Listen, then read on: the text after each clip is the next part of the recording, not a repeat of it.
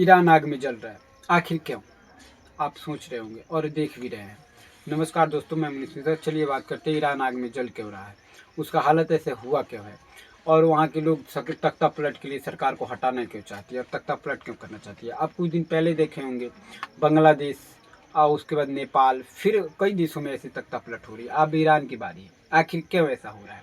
आखिर जनता नाखुश क्यों सरकार से हो रही है? हम बता दें कि जब लोग बेरोजगार हो जाते हैं और करेंसी गिरने लगती है और लोगों के धंधे बंद होने लगते हैं और वहाँ की जब युवा को दिक्कत होने लगती है तो फिर तख्ता पलट के लिए लोग तैयार हो जाते हैं। ऐसा ही कुछ ईरान में हाल हो चुका है। बताएं कि ईरान में इस वक्त वो हाल हो चुका है कि वहाँ की करेंसी इतनी ज़्यादा गिर चुकी है कि बताएं इंडियन रुपीज़ से भी नीचे कई गुना जा चुकी है। 24 लाख से भी नीचे जा चुकी है। हम बताएं कि वहाँ माइनस में करेंसी वहाँ की जा चुकी है। डेड इकोनॉमी हो चुकी है और वहाँ की अर्थव्यवस्था इतनी बुरी हो चुकी है। उसका कारण सरकार को जिम्मेदार बताया जा रहा है। आखिर क्यों एक सरकार इतना हद तक कैसे गिरा सकती है अपने देश को? ये सबके मन में ये सवाल अभी चल रहे हैं और वहाँ के सरकार के भी मन में यही सवाल चल रही होगी, क्योंकि अभी तक पलट होने वाला है। आखिर में एक सरकार रोकने के लिए ये गृह युद्ध को कहाँ तक जा सकती है या गृह युद्ध होके ही रहेगा। बता दें कि अभी तक सरकार गैस आंसू की भी यूज कर चुकी है और अपने ये पुलिस को भी उतार के, और ये वहाँ पे 100 लोगों से ज़्यादा की मौत भी हो चुकी है और वहाँ की जनता और ज़्यादा भड़क चुकी है। आखिर क्यों अभी तक नहीं रुकी? क्या ये तख्ता पलट होके रहेगी? हालांकि अभी तक जितने भी हुए हैं उसमें तख्ता पलट हो ही रहा है, जितने भी दंगे हुए हैं।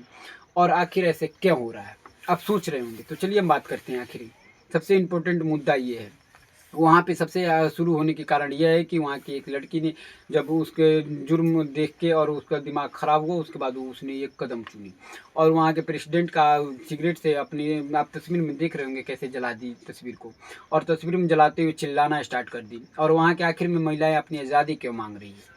आपको पता होगा 1997 में वहाँ पे शुरू होता है और जब कानून आती है तो ये पारित होती है कि हर औरत को बुर्का पहन के रहना होगा और मस्जिद में नहीं जाना। वहाँ की औरतें इससे तंग हो जाती है। आखिर वो इस्लामी कंट्री हो के भी क्यों औरतें वहाँ की दिक्कतों से आज़ादी मांग रही है?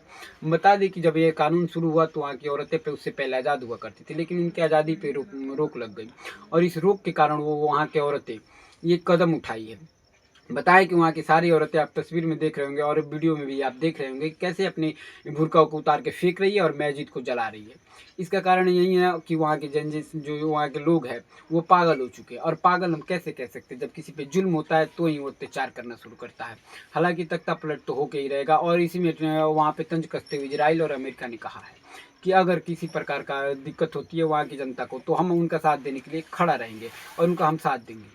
आखिर क्यों अमेरिका और इजराइल इसमें पूरे अपने हाव भाव दे रहे हैं?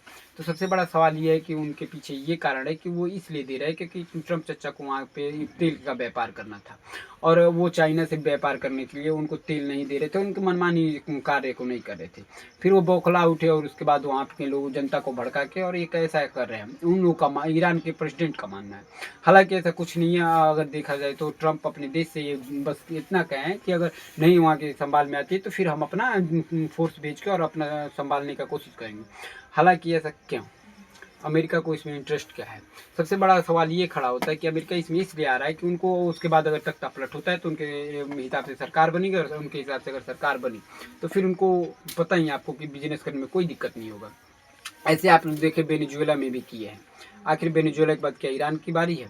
आखिर में आग जल रही ईरान क्या सवाल यही खड़ा कर रही है कि क्या अब यहाँ पे गृह युद्ध होगा या गृह युद्ध होगा और रुकेगा या फिर तख्ता पलट होगी?